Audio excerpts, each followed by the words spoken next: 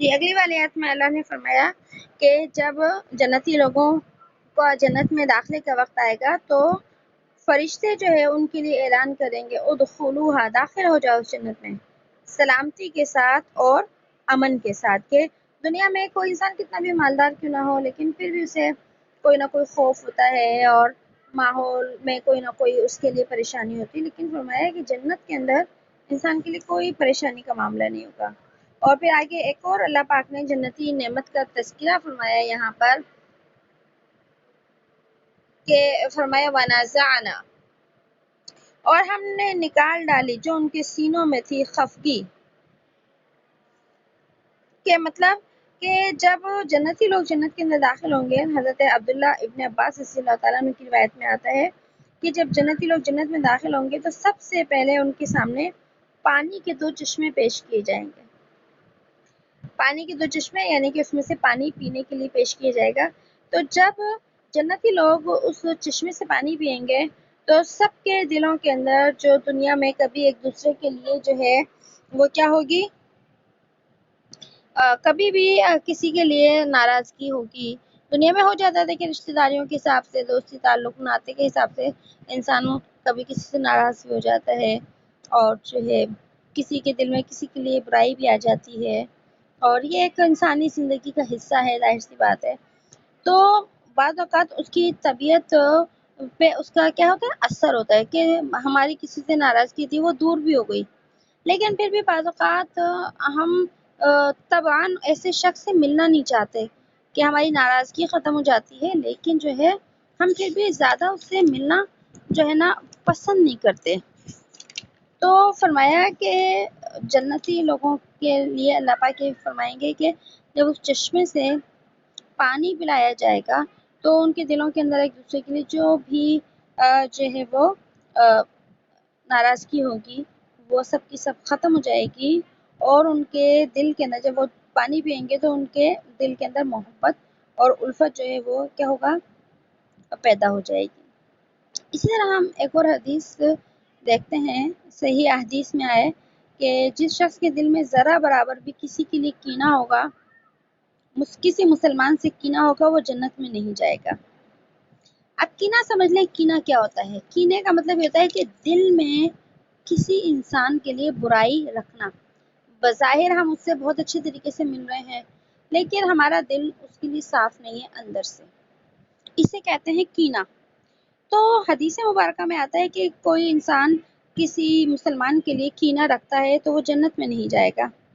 تو اب دیکھیے کہ زندگی میں انسان بہت سارے ایسے لوگ ہیں جو ہمارے مزاج کے مخالف، یہ ہمارے مزاج کے نہیں ہوتے، ہمارا مزاج نہیں ملتا تو ہم ان سے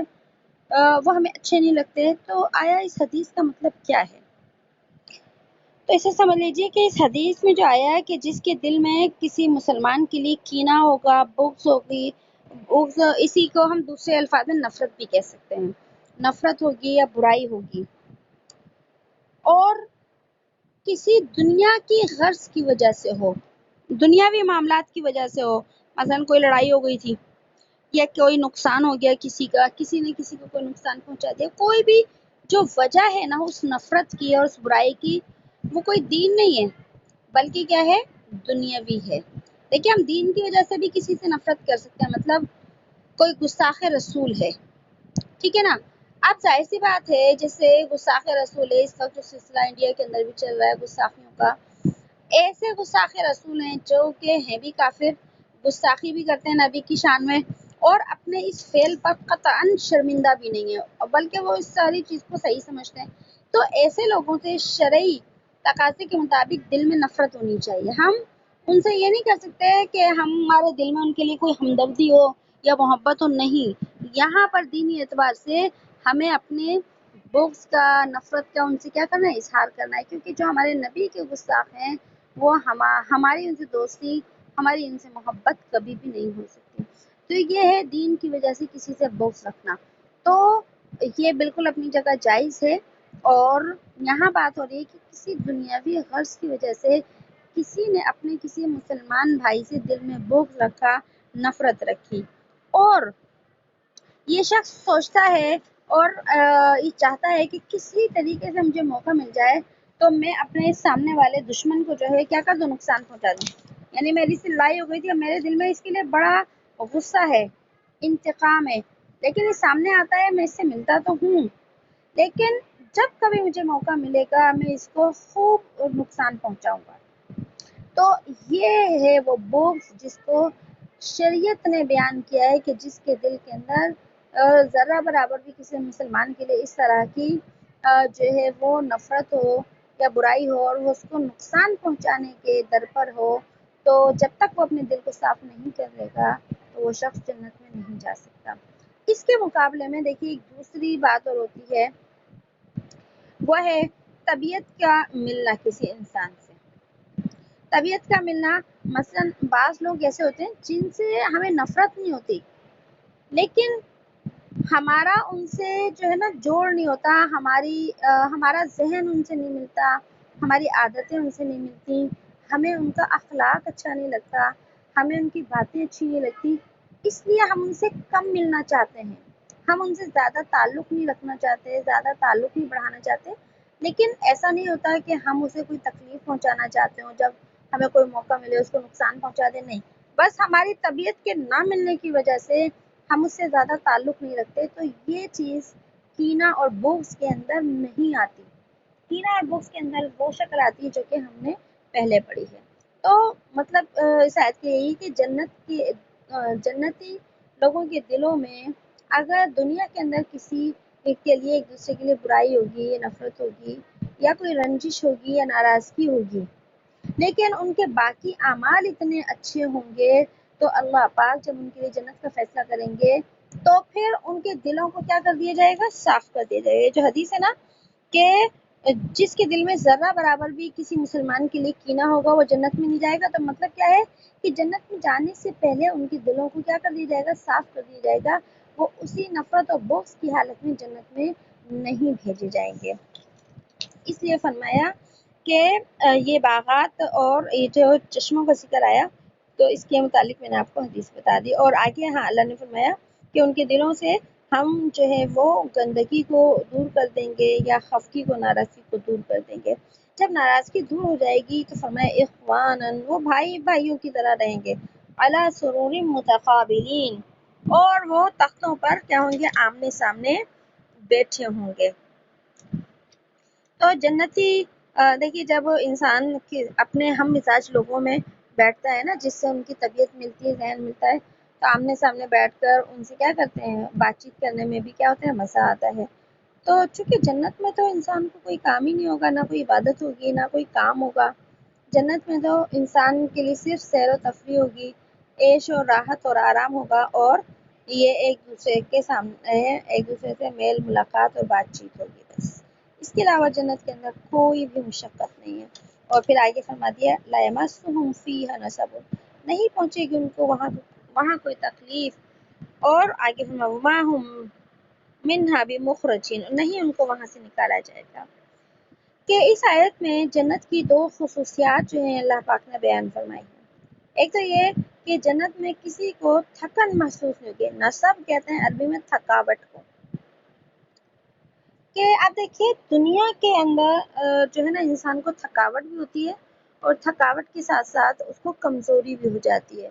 تھکاوٹ انسان کو جسمانی بھی ہوتی ہے، اور تھکاوٹ جو ہے نا انسان کو دماغی بھی ہوتی ہے. اور جب تھکاوٹ زیادہ بڑھتی ہے تو انسان کیا ہو جاتا ہے، کمزور ہو جاتا ہے جسمانی طور پر، بیماریاں آ جاتی ہیں. تو اللہ نے فرمایا ہے کہ جنت میں تھکاوٹ ہے ہی نہیں. اب دنیا کے اندر جب انسان دیکھیے گھر کے کام کاج کرتا ہے، کاروبار کرتا ہے، نوکری کرتا ہے، جب بھی تھکاوٹ ہوتی ہے دنیا کے، اسی طریقے سے جب انسان عبادت کرتا ہے تو اس میں بھی تھک جاتا ہے. دیکھیے ایک انسان مسلسل قرآن مجید کی تلاوت کرتا رہے تو ظاہر انسان ہے نا، تھکے گا وہ. ایک انسان ساری رات کھڑے ہو کر مصلی کے اوپر نماز پڑھتا ہے تو ظاہر اللہ کے نزدیک تو اس کا مقام اونچا ہو رہا ہے، لیکن انسان ہونے کے ناطے کیا ہے، وہ تھک رہا ہے. تو انسان دیکھیے آرام جو ہے کام میں بھی تھک جاتا ہے، اور اسی طریقے سے انسان جو ہے عبادت میں بھی تھک جاتا ہے. اسی طریقے سے انسان جب سیر و تفریح کرتا ہے تو اس سیر و تفریح میں اسے مزہ تو بہت آتا ہے، لیکن اس کے مزے کے باوجود بھی کیا ہوتا ہے، وہ تھک جاتا ہے. کہیں سیر و تفریح کرنے کے لیے نکل جائے تو انسان بیچ میں آرام کر کر کے جو ہے آگے جو ہے وہ سیر و تفریح کرتا ہے، ایک ہی وقت میں سب جگہ کی نہیں کر سکتا کیونکہ انسان تھک جاتا ہے۔ تو پتہ چلا کہ جنت کے اندر جو انسان کو سیر و تفریح اللہ پاک عطا فرمائیں گے اور جو ہے باغات کی سیریں ہوں گی، وہاں انسان نہ کبھی سیر و تفریح سے تھکے گا اور نہ ہی انسان کبھی وہاں پر کھانے سے تھکے گا۔ ہم تو دیکھیں کتنے کمزور ہیں، اگر کھانا گنجائش سے تھوڑا زیادہ کھا لینا تو انسان سے چلا بھی نہیں جاتا بھی، لیکن اللہ نے فرمایا کہ جنت میں ایسا کچھ بھی نہیں ہوگا۔ تو یہ پہلی نعمت، اور دوسری نعمت بیان فرمائی وما ہم منہا بمخرجین، کہ جنت میں سے کسی کو نکالا نہیں جائے گا، کہ جنت کا جو آرام ہے، عیش ہے، نعمتیں ہیں، وہ ہمیشہ ہمیشہ کی ہوں گی۔ وہ نعمتیں کبھی کم نہیں ہوں گی کہ بہت برسوں استعمال کر لیں اب کم ہو گئی، اور ایسا نہیں، اور نہ ہی جنت میں سے جانے کے بعد کسی کو وہاں سے نکالا جائے گا۔ جنت میں جو اللہ رزق انسان کو دیں گے وہ جو ہے کبھی بھی کم نہیں ہوگا۔ دنیا کے اندر اگر کسی انسان کو بہت زیادہ مال بھی مل جائے، دولت مل جائے، پھر بھی انسان کو یہ خطرہ رہتا ہے کہیں ایسا نہ ہو کہ یہاں یہ چیزیں مجھ سے کیا ہو جائیں، ختم ہو جائیں، کوئی ڈاکہ پڑ جائے، کوئی لوٹ کے لے جائے، کوئی نقصان ہو جائے میرے کاروبار میں۔ اس کے علاوہ جو ہے اللہ پاک نے ایک اور بات بیان فرمائی جنت کی نعمتوں کے اندر،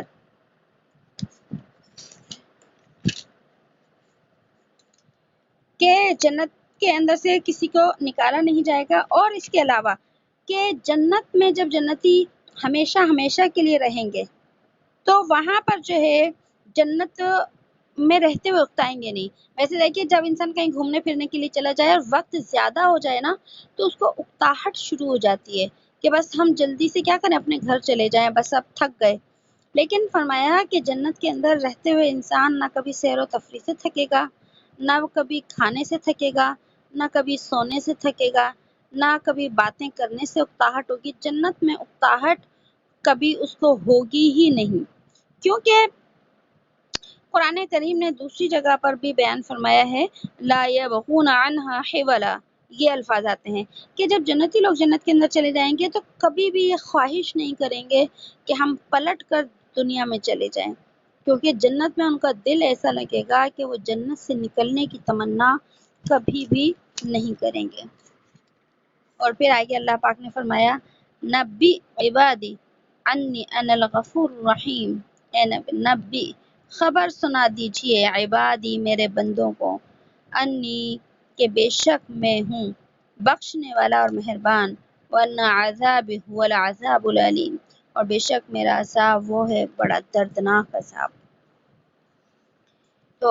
ماننے والوں کے لیے جو ہے وہ نعمتیں ہیں، اور نہ ماننے والوں کے لیے جو ہے اللہ کی بنائی ہوئی جہنم ہے۔